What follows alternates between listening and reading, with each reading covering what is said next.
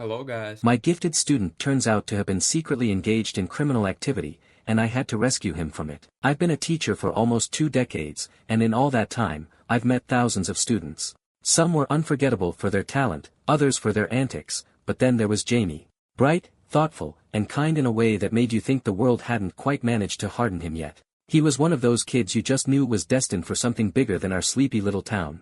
That's why it hit me like a ton of bricks when Jamie started slipping.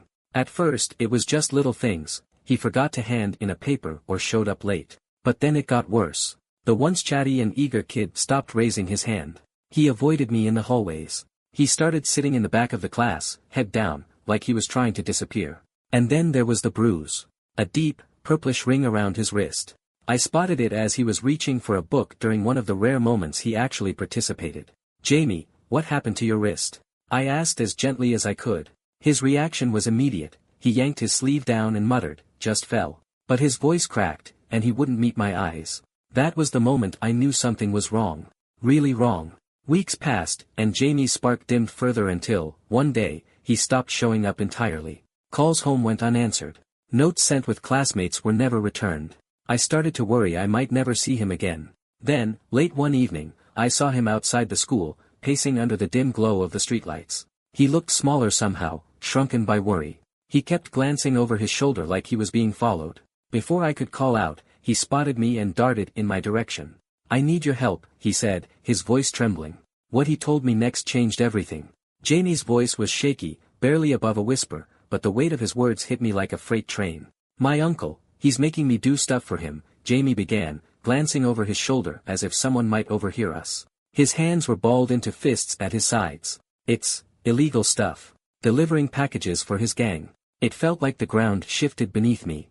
Jamie? This kind, talented kid? How could someone drag him into something so dark? "He said he'd hurt my mom if I didn't do it," Jamie continued, his voice breaking. I told him no, but he grabbed me. His voice trailed off as he instinctively rubbed his wrist, the bruise I'd seen flashing through my mind like a warning sign. I stayed silent for a moment, trying to process everything he was telling me. My first instinct was to call the cops right away, but I could see the fear in his eyes. "Have you told anyone else?" I asked gently. "No," he said quickly, shaking his head.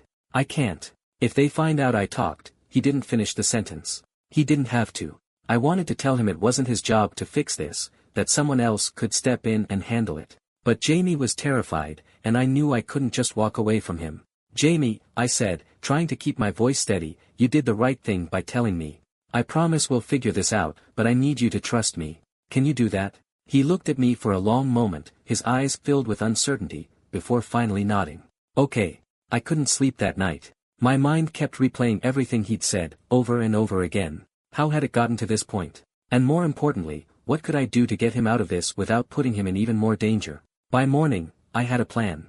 But I knew it wouldn't be easy. The next morning, I called in a favor from someone I trusted completely, my old friend Mike, a detective with the local police. We'd gone to college together, and I knew he was the kind of guy who cared more about justice than red tape. When I explained Jamie's situation, Mike didn't hesitate. "We'll help him," he said firmly. "But we have to be careful. If the gang catches wind that the police are involved, it could make things worse for him." We spent hours ironing out the details of a plan.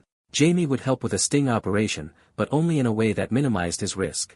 Mike assured me that undercover officers would be nearby, watching every move. It was risky, but it was the best chance to bring this operation down and get Jamie out. That afternoon, I found Jamie waiting by the school gates again, pacing nervously. He looked like he hadn't slept. "Hey," I said, keeping my tone calm as I approached. "I talked to someone who can help." Jamie's eyes widened. "You told the cops?" I raised my hands in a gesture of reassurance. "Just one person. Someone I trust completely. He's going to make sure you're safe." "But Jamie, this has to stop. You shouldn't be dealing with this alone." Jamie hesitated, his jaw tightening. "What if they find out?" "They won't," I promised. "Not if we do this right. The officers will be close by, and you won't have to do anything more than what you've already been doing. But this time, you'll have people on your side." Jamie was quiet for a long moment, his eyes fixed on the pavement. Finally, he looked up and nodded. "Okay. I'll do it." Hearing those words felt like a small victory, but I knew this was only the beginning. Mike arranged for the sting to go down during Jamie's next delivery. The plan was straightforward. Jamie would hand off the package as usual, and as soon as the deal was made, the officers would move in. The night of the operation, I waited in my car near the drop-off spot. My stomach churned as I watched Jamie approach the meeting point, a small bag clutched in his hand. He looked so small standing there, like a kid who should have been worrying about homework instead of navigating the underworld. My heart raced as a man approached Jamie. They exchanged a few words, and then the man reached for the bag. As soon as the exchange was made, officers swarmed in from all directions, yelling commands. Jamie stood frozen, his eyes wide with fear, as the gang member was tackled to the ground. I jumped out of my car and ran toward him, pulling him into a hug as the chaos unfolded around us. "It's over," I told him, my voice shaking. "You're safe now." Jamie clung to me like a lifeline, and for the first time in weeks, I saw a spark of hope in his eyes. The aftermath of the sting felt surreal. Jamie sat in the back of a police cruiser, shaking but unharmed. Mike approached me as the officers began hauling the gang members away in cuffs. "We've got enough to put them away for a long time," he said. "And Jamie's uncle? He's going down with them. He's been under surveillance for a while, but this seals the deal." I nodded, relief washing over me. "What about Jamie?" "We'll make sure he's protected," Mike assured me. "We've already contacted social services. He's not going back to that house." Hearing those words was a double-edged sword. On one hand, Jamie would finally be safe. But on the other, it meant he'd be separated from his mom, someone he clearly loved, despite the chaos surrounding them. Jamie stayed quiet as I drove him to the temporary shelter where social workers would meet us. He stared out the window, lost in thought, until I finally broke the silence. "You did the right thing tonight, Jamie. You were brave." He gave a weak shrug, his voice barely audible. "It doesn't feel like it." I pulled the car over and turned to face him. "Listen to me. What you did tonight took more courage than most people could ever imagine. You stood up to something that was way bigger than you. That's not small, Jamie, that's huge." He didn't say anything, but I saw his eyes flicker with something, maybe the beginning of belief. At the shelter, the social worker greeted us warmly, explaining how they'd be placing Jamie in a safe environment while they worked on his case. Before I left, I knelt in front of him. "I'm not going anywhere, Jamie," I said firmly. "You've got people in your corner now, me included. You don't have to do this alone anymore." For the first time that night, Jamie smiled. It was small, barely there, but it was real. As I walked back to my car, exhaustion hit me like a freight train. But under the fatigue was something else, hope. Jamie had a long road ahead, but I knew he'd finally been given the chance he deserved. The next few weeks were a whirlwind. Jamie was placed with a foster family while his case moved through the system. His uncle and the gang members were formally charged, and the local news covered the bust extensively. Though Jamie's name was never mentioned, I couldn't help but wonder how much he'd heard about it. When I finally got to visit him, I was relieved to see that he looked better. The shadows under his eyes were lighter, and though he was still quiet, there was a calmness about him I hadn't seen in months. "Hey, Mr. Adams," he said shyly as I sat across from him at the foster family's kitchen table. "Hey, Jamie. How are you holding up?" He shrugged but managed a small smile. "It's weird, not having to look over my shoulder all the time. But it's good, I think." We spent the next hour talking about school, his favorite books, and even the soccer team he'd just joined. It was the most I'd heard him talk since this all began. As I got up to leave, Jamie hesitated, then said, "Mr. Adams, do you think things will ever go back to normal?" I paused, choosing my words carefully. "I don't know if things will ever be exactly the way they were before, Jamie. But I do know this, you're strong, and you've got a whole life ahead of you. Things won't just get better, they'll get amazing. You'll see." He nodded, and though I wasn't sure he believed me yet, I could see a flicker of hope in his expression. That visit stuck with me for days. Jamie was safe, but he still had a long road ahead of him. I decided then and there that I'd do whatever I could to make sure he didn't fall through the cracks. And Jamie? Well, he'd already proven that he was tougher than most people twice his age. If anyone could overcome this, it was him. As things began to settle, I couldn't stop thinking about Jamie's mom. She had been the reason Jamie was manipulated into this mess. His uncle had threatened her to force Jamie's compliance. But something didn't sit right, so I reached out to Mike for answers. The reality turned out to be far more complicated. Jamie's mom wasn't just a victim. She had known about her brother's activities and allowed them to continue under her roof. Fear had played a part, but so had money. She had accepted payments from the gang. Her silence wasn't just a survival tactic, it was also self-serving. The revelation left me stunned. Jamie had fought so hard to protect her, yet she had failed him in ways he couldn't imagine. Social services and the police were investigating her role, and it became clear that she wouldn't regain custody of Jamie unless she could prove she had changed. The next time I visited Jamie, I tried to explain in the gentlest way possible. He hadn't spoken to his mom since the sting, and I could tell he was struggling with the absence. Slowly, I told him that his mom had made some bad decisions, that fear might have driven her, but it didn't excuse her actions. Jamie didn't ask many questions, but I could see the realization dawning on him. His silence spoke volumes, and when he finally muttered that she could have stopped it, I didn't try to argue. He was right. I reassured him that her choices weren't his responsibility and that he had done everything he could. Though Jamie didn't say much, there was a flicker of understanding in his eyes. Driving home that evening, I couldn't shake the weight of it all. Jamie's mom had let him down in the worst way, but I couldn't help but hope that, someday, she might find a way to make amends. For now, though, Jamie was safe, and that was what mattered most. Jamie's life began to take on a new rhythm in the weeks that followed. His foster family was kind and supportive, providing him with the stability he'd been missing for so long. For the first time in months, Jamie started focusing on school again. He even joined the soccer team, something he'd always wanted to do but never had the freedom to pursue. Still, the trauma lingered. He struggled with trust, and every so often, I'd catch glimpses of the old fear in his eyes. He had questions about his mom, about what would happen to her, but they were questions I couldn't answer yet. The investigation was ongoing, and no one knew what the outcome would be. I kept visiting Jamie regularly, bringing him books and helping him with his schoolwork. Slowly, he started to open up, not just about the recent events but about dreams he'd once had and the person he wanted to become. It was incredible to see that spark reignite, even if it was just a flicker at first. But progress wasn't always linear. There were days when Jamie would shut down, barely speaking or engaging. Those days were tough, but I reminded myself, and him, that healing wasn't a straight path. It was messy and slow, but every small step forward mattered. One afternoon, while we worked on a science project, Jamie suddenly said, "I don't think I want to go back to how things were before. Even with my mom." His voice was steady, but there was a trace of sadness there. I put down the textbook and looked at him. "You don't have to, Jamie," I said. "You're building something new now, and it's okay if it looks different." He nodded, his expression thoughtful. It was clear he was starting to come to terms with everything that had happened, and everything that couldn't be undone. As I left that day, I couldn't help but feel hopeful. Jamie had been through more than most kids his age could ever imagine, but he was fighting for his future. And if he could keep taking those small steps forward, I had no doubt he'd find his way. One day, out of the blue, I received a call from Jamie's caseworker. She mentioned that someone had come forward, an aunt Jamie barely knew, asking to take him in. "She's his mom's older sister," the caseworker explained. "She lives a few towns over, has a steady job, and a clean record. She says she's been out of touch with the family for years because of issues with Jamie's uncle, but she wants to help now." It was unexpected, to say the least. Jamie had never mentioned her, likely because she hadn't been part of his life. Still, the idea of him being with family, especially someone removed from the toxic environment he grew up in, sounded promising. I asked the caseworker if Jamie knew yet. "Not yet," she said.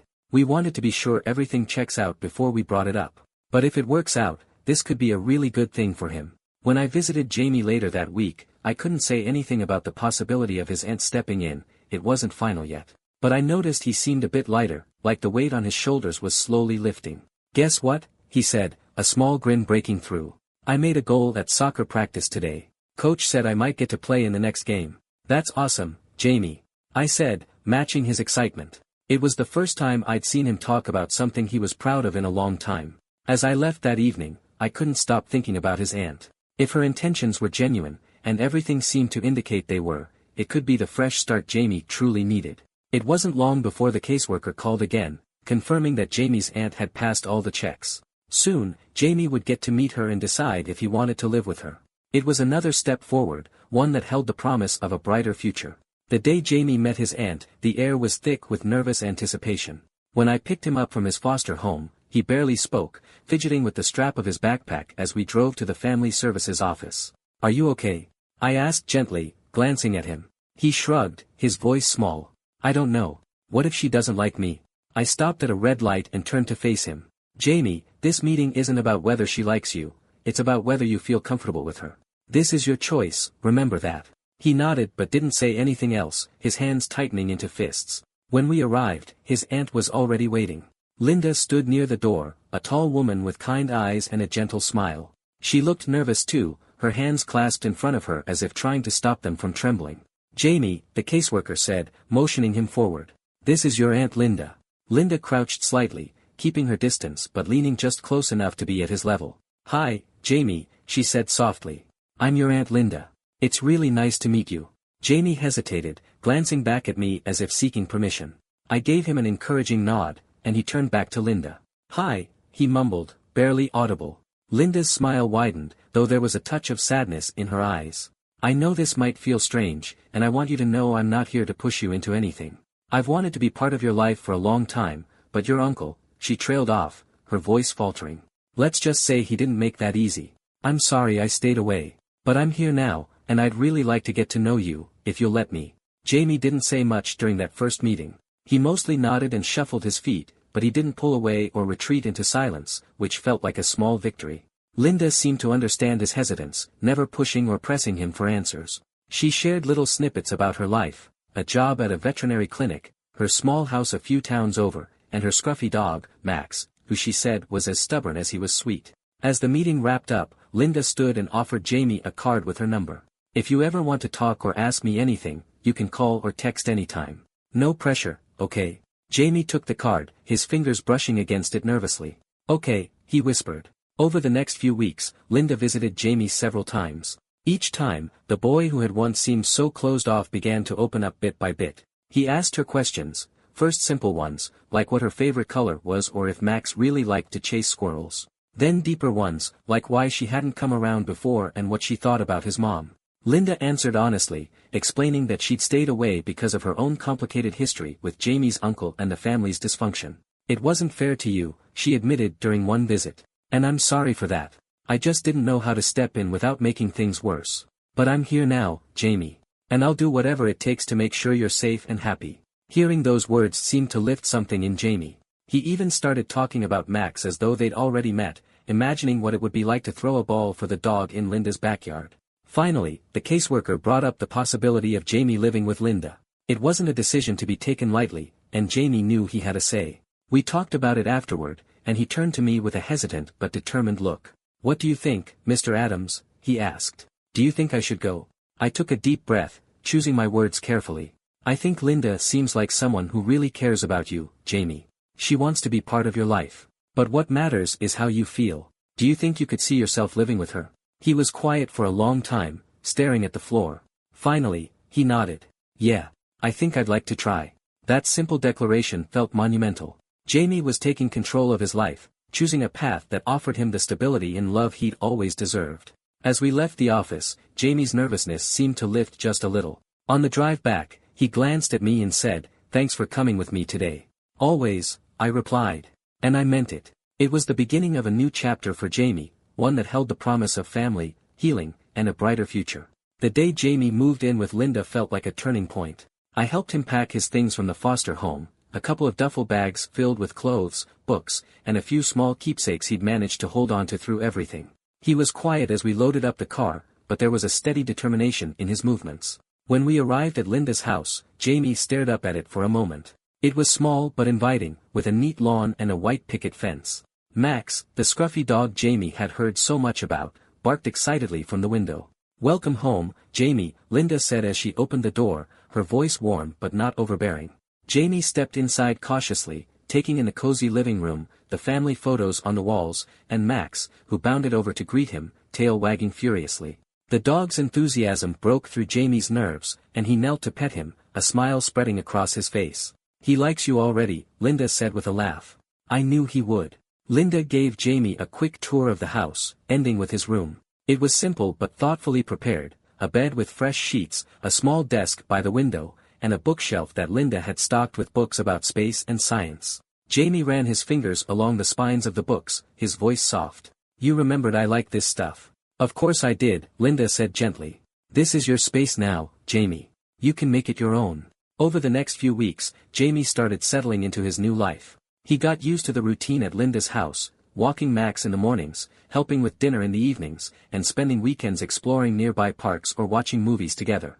Linda gave him the structure and care he needed, but she also gave him space to process everything at his own pace. One day, when I stopped by to check in, Jamie greeted me at the door with Max trotting at his side. "Hey, Mr. Adams," he said, his tone brighter than I'd ever heard it. "Hey, Jamie," I said, smiling. "How's it going?" He shrugged, but there was a lightness in his expression. "Pretty good, I guess. I even started a science project for school. Linda helped me get the supplies. I glanced at Linda, who stood behind him, her smile warm but modest. She's pretty great, isn't she? Jamie nodded, and then, to my surprise, he added, yeah, she is. As I left that evening, I couldn't help but feel a deep sense of relief. Jamie had finally found a place where he could heal and grow, a place where he could simply be a kid again. Months later, at his soccer game, I watched as Jamie scored the winning goal, his teammates rushing to celebrate with him. He looked over to the sidelines, where Linda and Max were cheering wildly. When he spotted me, he gave a small wave, his smile radiant. In that moment, I realized just how far Jamie had come. His life wasn't perfect, he still had challenges to face and scars to carry, but he was surrounded by people who cared about him. As the game ended, Jamie ran over, breathless and grinning. Did you see that? He asked. I sure did, I said. You were incredible out there. Jamie beamed, and for the first time, I saw a boy who wasn't weighed down by his past. He had a future now, a bright, open road ahead. And as I walked back to my car, I couldn't help but think, sometimes, all it takes to change a life is one person who refuses to give up. For Jamie, that had been me. But really, he'd done the hardest part, he'd fought for himself, for his future. And he'd won. See you later.